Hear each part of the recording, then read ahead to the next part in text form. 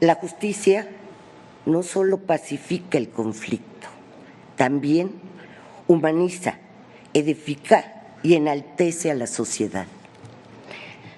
Entre nosotros entendemos muy bien que en la función jurisdiccional no buscamos aplausos. Nuestra guía es honrar y preservar la justicia, impartirla con plena convicción, con excelencia, con la mayor firmeza y con absoluta lealtad a nuestra Constitución. Esta es nuestra convicción, esta es la premisa que da sentido a nuestra vida profesional. La declaratoria de invalidez del Pleno del decreto que ordenaba el traslado del control operativo y administrativo de la Guardia Nacional a la Secretaría de la Defensa Nacional. Se determinó que el artículo 21 constitucional ordena expresamente que dicha corporación sea civil y que su adscripción corresponda a la Secretaría del Ramo de la Seguridad Pública, en este caso a la Secretaría de Seguridad y Protección Ciudadana. Señoras y señores magistrados y jueces de distrito, distinguidas y distinguidos invitados especiales, gracias por acompañarnos. Me dirijo a ustedes en cumplimiento del artículo 14, fracción 11 de la Ley Orgánica del Poder Judicial de la Federación, que establece la atribución de la Presidenta de la Suprema Corte de Justicia de la Nación y del Consejo de la Judicatura Federal de rendir ante las y los ministros, ante las y los consejeros, un informe de labores al finalizar el segundo periodo de sesiones de cada año. Ministras y ministros, consejeras y consejeros, en congruencia con lo que expresé en mis líneas generales de trabajo, desde el comienzo de mi administración he desempeñado este muy honroso cargo con la plena convicción de que soy su representante. No soy ni el Poder Judicial de la Federación, ni la Suprema Corte de Justicia de la Nación, ni el Consejo de la Judicatura Federal, sino, insisto, la representante de todos y cada uno de los integrantes de este cuerpo colegiado. Hoy reafirmo que la heterogeneidad en nuestra composición es nuestra fuerza. Es por eso que para 2023 el cumplimiento de la obligación de presentar un informe anual de labores a los integrantes de los cuerpos colegiados que represento no puede ser una actividad personalísima, ni tampoco un documento que se limite a poner a disposición información pública. Por el contrario, debe ser un verdadero ejercicio de rendición de cuentas que muestre el trabajo diario que se realiza desde la Judicatura Federal de frente a un proyecto de planeación estratégica que avanza hacia la consolidación de una impartición de justicia centrada en las personas. He puesto todo mi empeño desde el primer día para construir sobre el dinamismo que provoca nuestra diversidad, optando en todo momento por el bien del Poder Judicial de la Federación y de la totalidad de sus integrantes, por el bien de la sociedad a la que servimos, por el bien de la independencia judicial, que es el baluarte indispensable en un Estado constitucional y democrático de derecho. Manifiesto mi mayor reconocimiento y agradecimiento a mis colegas, ministras y ministros, consejeras y consejeros. Ha sido un honor caminar junto con ustedes este año. Quiero agradecer también el esfuerzo de las 1,633 personas titulares de los 921 órganos jurisdiccionales que desempeñan sus labores en los 32 circuitos judiciales en que se divide el territorio nacional. Mi reconocimiento, con especial gratitud, a los más de 50,000 servidores públicos que colaboran en los diversos órganos jurisdiccionales y en el Consejo de la Judicatura Federal, y a los más de 3,500 que prestan sus servicios en esta Suprema Corte de Justicia de la Nación. Sin duda, el mayor honor, el mayor privilegio, la mayor responsabilidad de este cargo es representarles. A título estrictamente personal, quiero agradecerles sus palabras, su resiliencia. Cada manifestación de apoyo es fuerza infinita y vital para mi persona.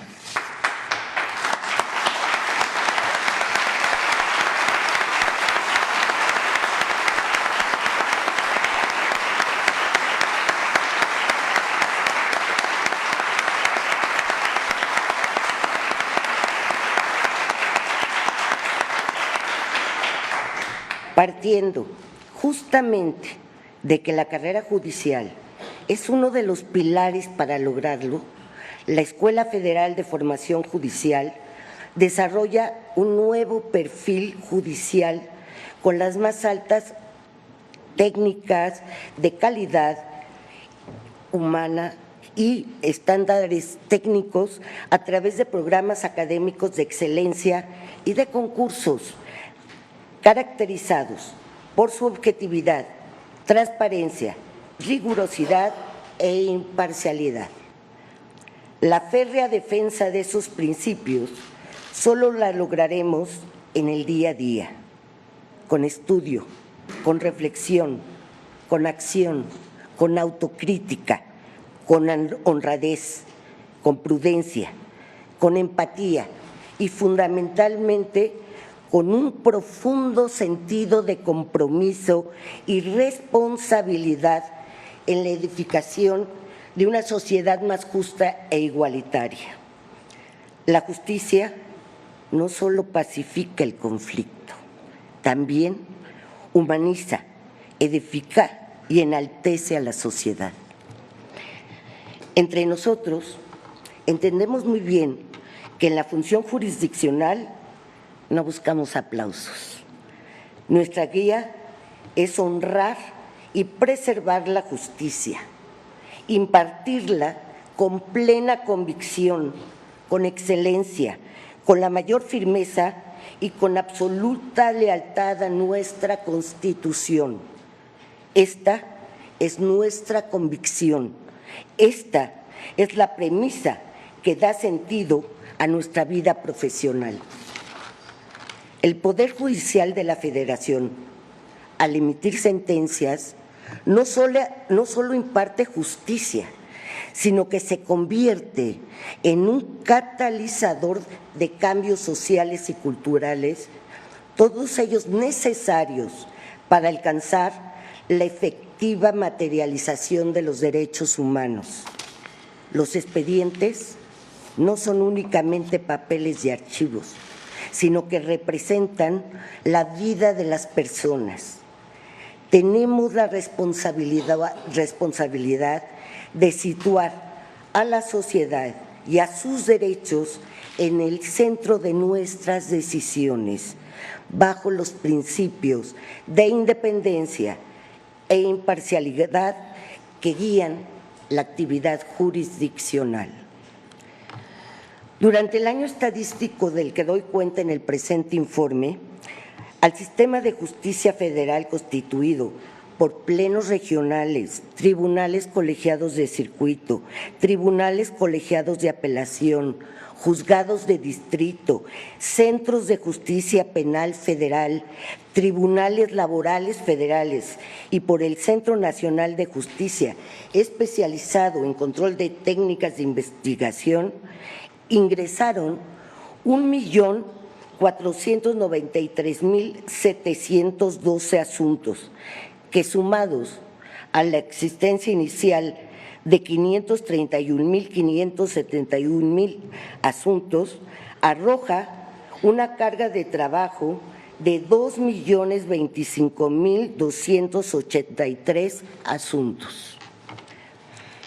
Cada asunto es en sí mismo importante, involucra la tranquilidad, la seguridad de una o varias personas, y la resolución de cada uno de ellos significa un reto enorme para las personas impartidoras de justicia, quienes, alentados con la idea de servir a la sociedad, han logrado resolver durante este año cerca del 70% de la carga total de trabajo.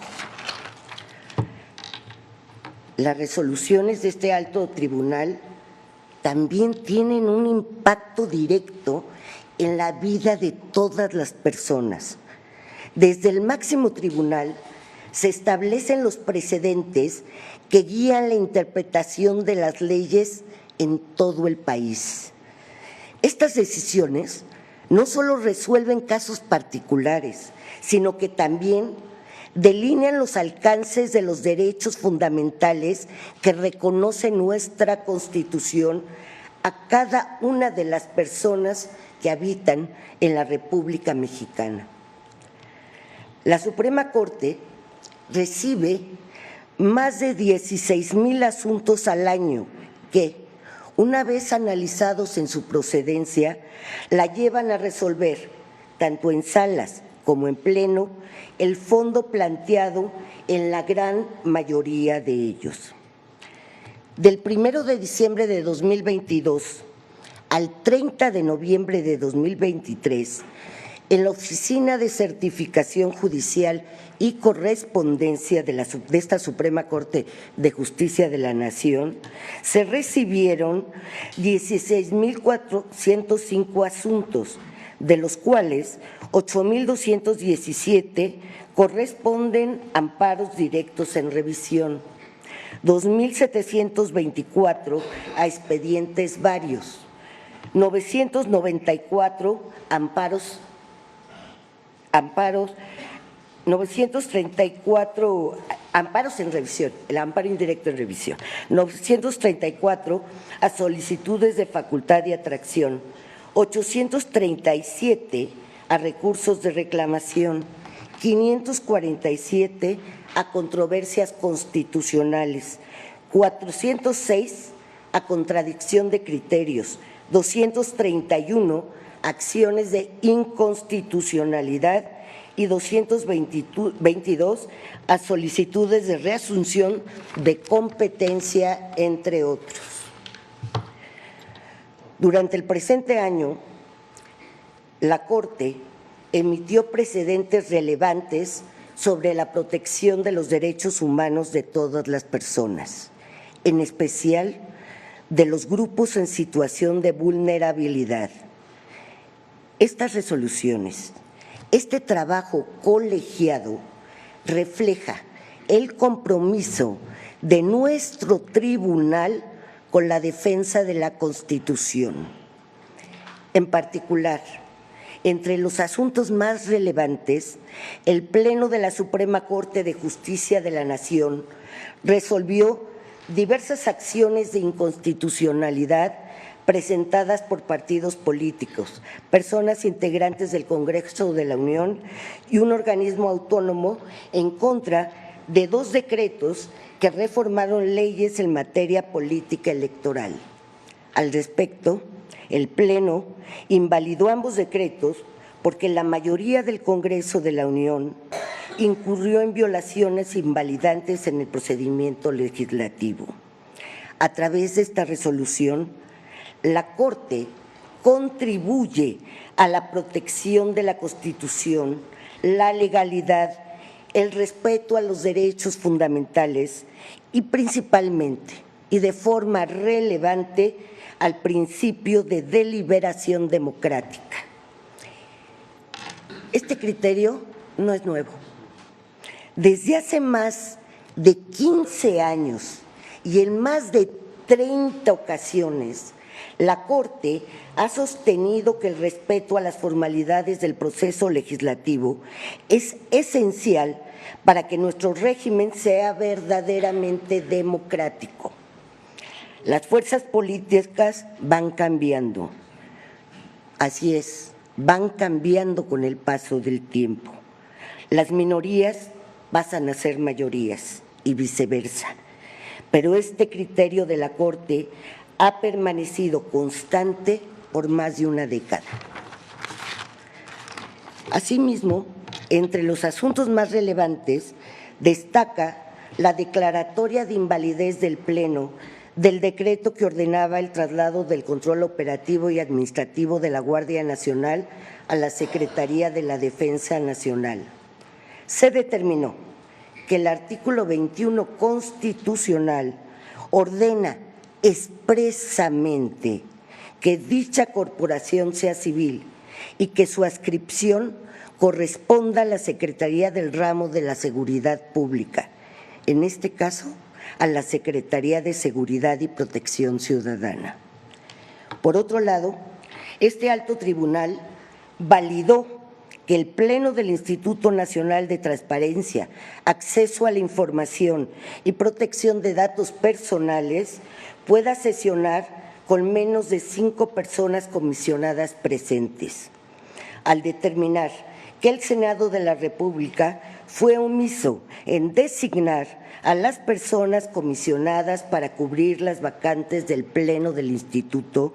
La Corte ordenó que dichos nombramientos se materialicen en el actual periodo ordinario de sesiones.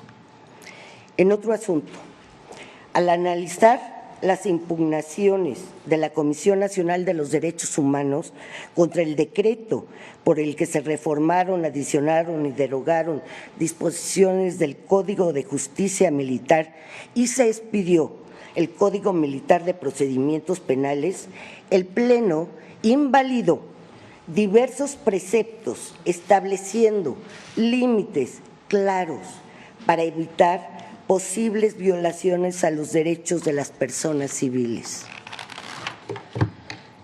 El Tribunal Pleno también invalidó el acuerdo mediante el cual el Poder Ejecutivo Federal emitió la Declaratoria de Interés Público y Seguridad Nacional de proyectos y obras a cargo del Gobierno de México. Lo anterior en atención al derecho de acceso a la información, rendición de cuentas y transparencia que rige todas las acciones gubernamentales de conformidad con nuestro texto constitucional. En diversas sesiones, la Corte resolvió 3 recursos de revisión en materia de seguridad nacional relacionados con la divulgación de información sobre aspectos relativos a las vacunas contra el virus del COVID-19. Al respecto, se determinó que divulgar los datos de identificación de los frascos de la vacuna, así como de los equipos de refrigeración para el Plan Nacional de Vacunación, no pone en riesgo la seguridad nacional. Se consideró que difundir información relacionada con el procedimiento para la autorización del uso de emergencia de las vacunas contra el virus contribuye a consolidar ejercicios democráticos en la ciudadanía, generando confianza en la población que va a ser inmunizada. Velando por la protección continua de los derechos humanos de todas las personas, el Pleno determinó que es constitucional establecer el requisito de no ser persona deudora alimentaria morosa para acceder a determinados cargos públicos, pues esto tiene como propósito la protección del derecho fundamental de recibir alimentos.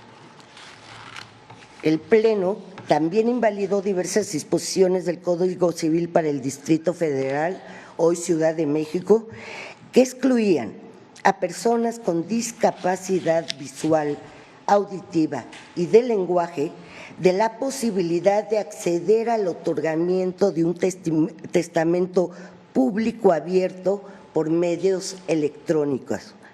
También se determinó que, conforme a ciertos requisitos, niñas, niños y adolescentes tienen derecho a solicitar el cambio de su acta de nacimiento para que corresponda con su identidad de género autopercibida cuando no se identifiquen con su sexo biológico. Asimismo, este alto tribunal invalidó disposiciones de la Ley de Salud del Estado de Hidalgo que establecía que los hospitales generales y regionales que traten a la población indígena deberían garantizar la asistencia de traductores de ciertas lenguas, sin considerar a las personas que hablan otras diversas a las contempladas por la norma. La Corte estableció que el derecho a la salud de las comunidades indígenas implica garantizar que cuenten con traductores en sus lenguas, que les asista en las áreas de atención médica y trabajo social y que su atención en los hospitales sea óptima. Este es un muy somero recuento de algunos casos resueltos por las ministras y los ministros que conformamos el Pleno. Me permito reafirmar con orgullo que nuestras resoluciones pueden cambiar la vida de las personas y permiten que nuestra sociedad sea cada vez más incluyente e igualitaria. Me atrevo a afirmar, sin temor a equivocarme, que somos conscientes de nuestra enorme responsabilidad. Finalmente, en relación con los asuntos resueltos por las dos salas de la Suprema Corte de Justicia de la Nación, de los que en su oportunidad han dado cuenta los señores ministros presidentes Jorge Mario Pardo Rebolledo y Alberto Pérez Dayán, en sus respectivos informes de labores, no me queda más que expresar mi mayor reconocimiento por su extraordinaria labor.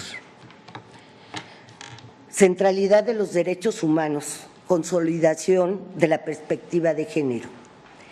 En las líneas generales de trabajo se definió como eje rector de la función jurisdiccional, así como de la labor cotidiana al interior de la judicatura, la centralidad de los derechos humanos. El objetivo es que la protección de estos derechos y la perspectiva de género permee no solo en los asuntos que se resuelven día a día, sino también en todas nuestras acciones y decisiones. Son las personas, las comunidades y sus derechos la pauta que guía nuestra actuación.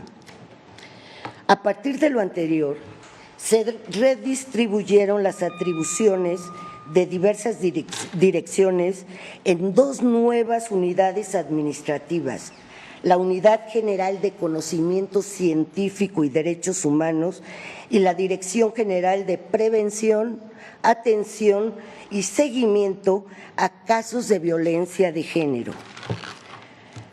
A través de la Unidad de Prevención, Atención y Seguimiento a Casos de Violencia de Género, se transversalizó la perspectiva de género y el fomento de ambientes laborales seguros, libres de violencia y discriminación para las personas servidoras públicas.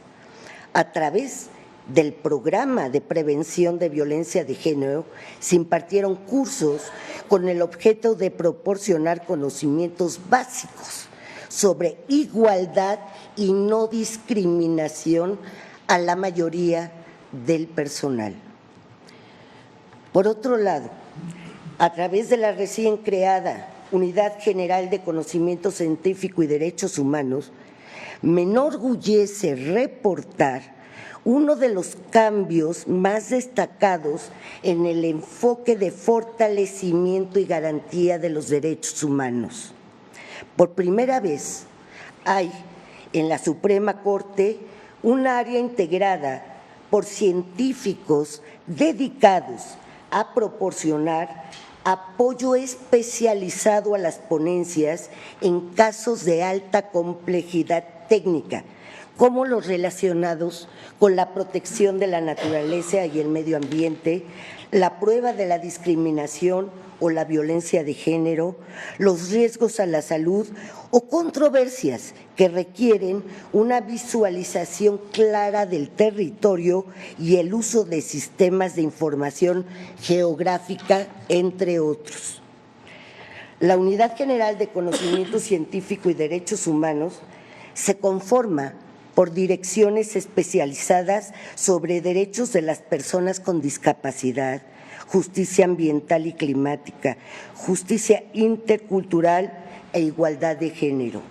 Estas direcciones trabajan en crear condiciones reales de accesibilidad e inclusión sustantiva para todas las personas con discapacidad dentro y fuera de la Corte. Trabajamos en erradicar las desigualdades de género, por ejemplo, impulsando un sistema de cuidados, en combatir el racismo contra las personas indígenas y afrodescendientes y en entender cómo debe verse realmente la interculturalidad en el acceso a la justicia. Estas áreas se esfuerzan también por lograr un acceso efectivo a la justicia en asuntos ambientales, poniendo especial atención en la intervención de la judicatura para proteger a la naturaleza y la creación de un entorno propicio para quienes defienden el medio ambiente y los derechos fundamentales que dependen de la conservación de la naturaleza, y así para que estas personas puedan efectivamente hacer su trabajo. Desde esta unidad, a partir de la escucha cercana y el diálogo permanente con organizaciones sociales, víctimas de violaciones graves a derechos humanos, personas que las defienden e integrantes de la Judicatura Federal, creamos este año un programa de derechos humanos, justicia penal y género, enfocado en resolver los grandes retos que persisten para un acceso efectivo a la justicia, entre otros los relacionados con la evidencia científica para probar violencia de género en casos de feminicidio. Partiendo también de la centralidad de los derechos humanos y la consolidación de la perspectiva de género, la Defensoría Pública continúa consolidándose como el órgano del Poder Judicial Federal que brinda representación y asesoría a las personas más necesitadas a fin de garantizarles el acceso a la justicia. A través de esta noble institución nos encargamos de garantizar el derecho a la defensa pública y el acceso a la justicia a la población menos favorecida, de conformidad con los principios de gratuidad, probidad, honradez y profesionalismo. En este periodo se registraron cerca de 20,000 aceptaciones de defensa. Se obtuvieron más de 7,000 resoluciones favorables en el sistema penal acusatorio. Se prestó especial atención a las personas privadas de su libertad y para mantenerlas informadas sobre su situación jurídica se realizaron 113,769 visitas carcelarias. Por otro lado, a través de únicamente 315 personas asesoras que trabajan en todo el país, el instituto otorgó más de 55,000 asesorías jurídicas, mismas que en un 70% de los casos brindaron representación. Finalmente, también en pleno compromiso con los derechos humanos y en particular con el muy relevante rol que se encomienda al Consejo de la Judicatura Federal en la implementación del Código Nacional de Procedimientos Civiles y Familiares, hemos fungido como una instancia de coordinación que brinda servicios tecnológicos, gracias a las entidades federativas, con el fin de garantizar las condiciones operativas del Sistema Nacional de Información Jurisdiccional y los sistemas de justicia digital. En el periodo que se reporta, el Consejo de la Judicatura Federal participó activamente en las tareas previas indispensables para la implementación de este ordenamiento, entre otros, a través de la Comisión para la Coordinación del Sistema de Justicia Civil y Familiar, que coordina la Secretaría de Gobernación. Gestión administrativa. La actividad jurisdiccional y la administrativa forman parte de un mismo proceso integral y continuo que permite atender nuestro mandato constitucional de garantizar la separación de poderes, los principios democráticos y los derechos fundamentales en beneficio de todas las personas que habitan nuestro territorio nacional. El Poder Judicial Federal tiene la responsabilidad de administrar los recursos que tenemos siguiendo los principios constitucionales de eficiencia, eficacia, economía, transparencia y honradez, sin poner en riesgo la función jurisdiccional. Sin embargo, nos encontramos en una situación sin precedentes en nuestra historia.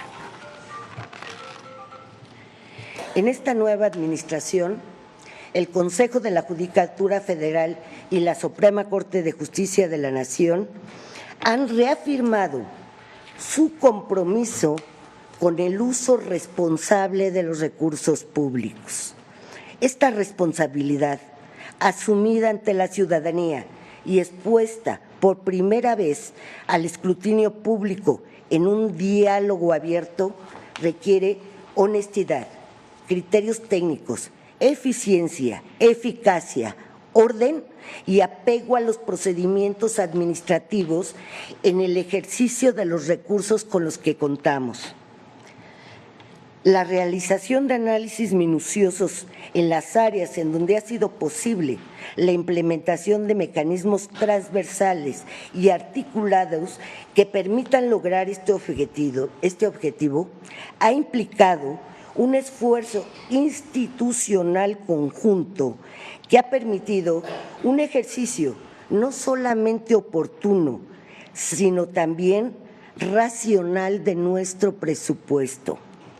La política de gasto y administración que actualmente llevamos a cabo se ha construido a partir del establecimiento de directrices precisas que vinculan directamente los procesos operativos con la labor jurisdiccional.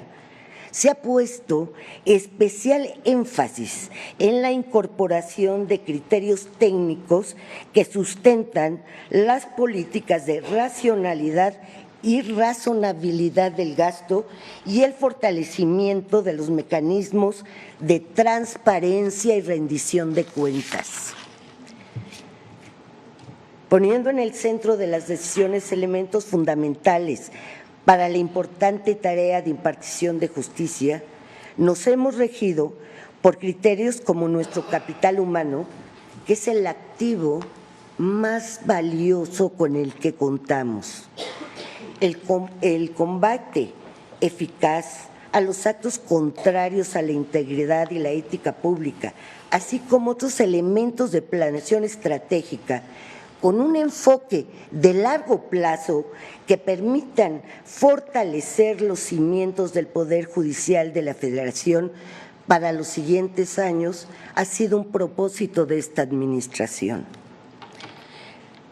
Desde el año 2018, el presupuesto del Poder Judicial Federal se ha reducido más del 23% en términos reales, aunado a que tenemos nuevas responsabilidades derivadas de reformas constitucionales y tratados internacionales en diversas materias. La viabilidad de continuar sirviendo a la sociedad, de ofrecerle una justicia pronta, completa e imparcial a la que todas y todos tenemos derecho en términos de nuestra Constitución, está a prueba. Ante este escenario, nuestra reacción es seguir adelante. Enfrentamos el reto que sabemos complejo con la entereza y los principios que nos guían. La adversidad no nos detiene. La impartición de justicia no se detiene. La impartición de justicia es y será siempre independiente e imparcial.